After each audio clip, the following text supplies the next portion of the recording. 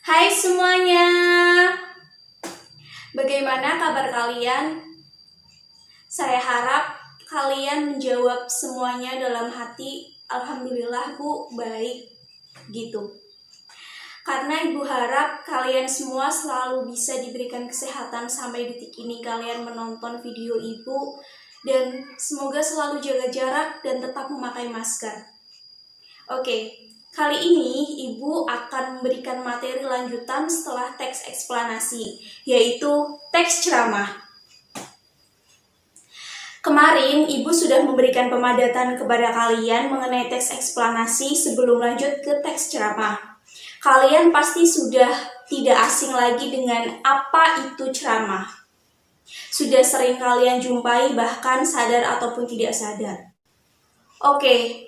Yang pertama adalah pengertian dari ceramah. Apa itu teks ceramah? Teks ceramah ialah teks yang berisi tentang pemberitahuan, penyampaian informasi, baik secara pengetahuan umum yang pastinya disampaikan di depan umum ataupun orang banyak. Nah, biasanya juga atau menjadi syarat dari teks ceramah ini ialah disampaikan oleh orang ataupun mereka yang sudah ahli ataupun sudah memiliki keahlian dan pengetahuan dalam materi yang ingin disampaikan untuk ceramah. Dan ceramah juga bisa disampaikan di sosial media ataupun di elektronik dan juga bisa secara langsung seperti yang kalian biasa lihat ataupun biasa kalian ketahui. Nah, apa yang Ibu sampaikan kepada kalian ini bisa termasuk ceramah. Ceramahnya itu model apa sih? Apakah secara langsung atau secara elektronik? Ayo, siapa yang bisa menjawab? Benar, ceramah yang Ibu sampaikan ini yaitu ceramah dalam segi elektronik ataupun virtual. Tapi apakah kalian tahu perbedaan dari ceramah, khotbah, dan pidato? Mereka tuh sama atau berbeda sih?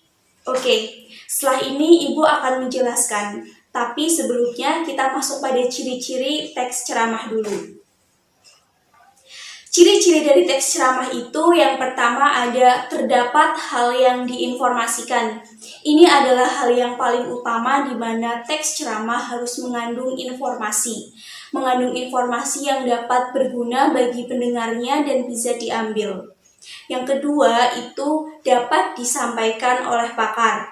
Jadi yang kedua ini sama ya dengan pengertian dari teks ceramah tersebut. Yang ketiga, terdapat persuasi terhadap materi yang disampaikan. Persuasi itu apa sih? Persuasi itu adalah kalimat ajakan yang halus untuk bisa mereka mengerti dan bisa mengikuti apa yang disampaikan oleh penceramah. Yang keempat, itu adanya argumen yang menguatkan. Kalau misalkan kalian cari nih, argumen itu apa sih? Argumen itu kalau misalkan dalam KBBI 5 yang bisa kalian akses lewat gadget kalian ataupun gawai kalian, argumen adalah sebuah gagasan ataupun ide yang diberikan oleh seseorang. Argumen itu bisa bersifat mempengaruhi, yang bisa menguatkan orang agar bisa percaya akan apa yang kita sampaikan. Lalu yang kelima berupa fakta. Ini pasti sama dengan teks eksplanasi, yaitu berupa fakta, sesuatu yang harus disampaikan berupa fakta, tidak dari mulut ke mulut yang disebut dengan kabar burung ataupun faktanya itu belum diketahui. Yang terakhir ataupun yang keenam ialah komunikasinya dua arah ataupun banyak arah. Dua arah itu seperti apa sih? Dua arah itu di mana pendengar dan pembicara itu saling berinteraksi. Jadi tidak hanya pembicara saja yang berbicara, tapi pendengar juga terdapat respon. Itu adalah dua arah ataupun banyak arah. Baik, setelah ciri-ciri, Ibu akan menyampaikan apa sih perbedaan dari teks ceramah, khotbah, dan juga pidato. Kali ini simak yuk. Nah, Teks ceramah itu sudah Ibu jelaskan di awal-awal, yaitu teks yang berisi pemberitahuan atau menginformasikan sesuatu yang berupa pengetahuan ataupun hal-hal umum yang tentunya disampaikan di depan umum. Contohnya itu apa sih teks ceramah ataupun seseorang yang berceramah itu? Nah, orang yang berceramah itu contohnya salah satunya adalah guru. Guru berceramah ataupun menyampaikan materi di depan kelas kepada para peserta didik itu juga bisa dikatakan sebagai ceramah loh. Selain itu juga kalau misalkan kalian melihat dari media elektronik, yaitu salah satunya bisa penyiar, bisa reporter, dan lain sebagainya yang menyampaikan berita ataupun menyampaikan sesuatu yang umum ataupun berpengetahuan yang mereka sudah ahli dalam bidangnya. Selain itu juga ada perbedaan dari ceramah dengan khotbah. Khotbah ialah berbicara di depan umum yang berisi tentang menyampaikan sesuatu hal mengenai agama yang bisa memperkuat keimanan kita. Jadi khotbah itu berbeda dengan ceramah. Mungkin kalian sering sekali menganggap bahwa seseorang ataupun para ustadz yang berceramah ataupun berkhotbah di masjid ataupun di televisi itu kalian sering menyebutnya dengan ceramah kan? Ternyata tuh keliru kalau misalkan seseorang ataupun ustadz yang menyampaikan khotbahnya ataupun menyampaikan sesuatu yang berbau agama itu ternyata bisa dikatakan sebagai khotbah, bukan sebagai ceramah. Jadi kalau misalkan khotbah itu menyampaikan sesuatu yang berisi tentang agama, entah itu agama muslim, entah itu non-muslim. Yang terakhir ialah adanya pidato. Tadi kan sudah ceramah, khotbah, juga pidato yang terakhir. Pidato itu seperti apa sih? Pidato itu merupakan pembicara di depan umum yang cenderung bersifat persuasif. Persuasif itu apa sih? Persuasif itu sama seperti dengan ciri-ciri ceramah, yaitu mempengaruhi ataupun mengajak pendengar secara halus agar mereka bisa mengubah sikap, motivasi, serta perspektif dari diri mereka masing-masing. Jadi pidato ini bersifat mempengaruhi seseorang yang mendengarkan pidato dari seseorang yang berpidato.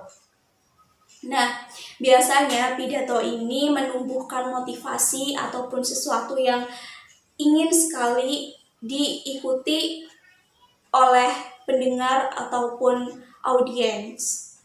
Pidato itu contohnya seperti kepala sekolah yang berpidato ataupun menyampaikan argumennya di depan para siswa-siswinya. Itu biasanya para siswa-siswi kan diminta untuk mengikuti ataupun mengubah pandangan mereka dengan apa yang disampaikan oleh kepala sekolah ataupun seseorang yang berpidato di depan. Begitu. Itu adalah beberapa perbedaan dari ceramah, khotbah, serta pidato. Ibu harap kalian paham dengan apa yang sudah Ibu sampaikan, walaupun tidak begitu lama durasinya, tidak apa-apa, sedikit-sedikit, yang penting kalian paham dan benar-benar menyimak.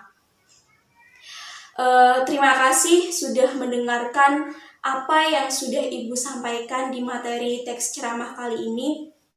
Oh ya, Ibu ingin menyampaikan kepada kalian semua dari kelas 11 MIPA 1, 11 MIPA 2, sampai 11 MIPA 3, mungkin ini adalah materi terakhir, yaitu teks ceramah yang Ibu sampaikan kepada kalian, entah itu melalui video, entah itu melalui PPT, atau melalui podcast.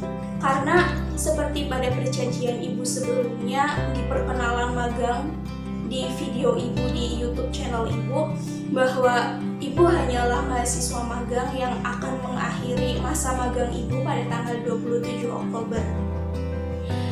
Dan itu sebentar lagi. Dengan itu Ibu ingin berterima kasih kepada kalian semua, para murid-murid Ibu, peserta didik Ibu, anak-anak Ibu, teman-teman Ibu semuanya yang sudah mau dan berlapang dada menerima Ibu sebagai pengganti sementara dari Pak Rustono. Setelah ini kalian sudah bisa diajar oleh Pak Rustono kembali karena Ibu harus kembali melanjutkan aktivitas yang lain yang tentunya pasti Ibu akan merindukan kalian semuanya. Terima kasih atas perhatian kalian selama kurang lebih 6 minggu ini diajar oleh Ibu.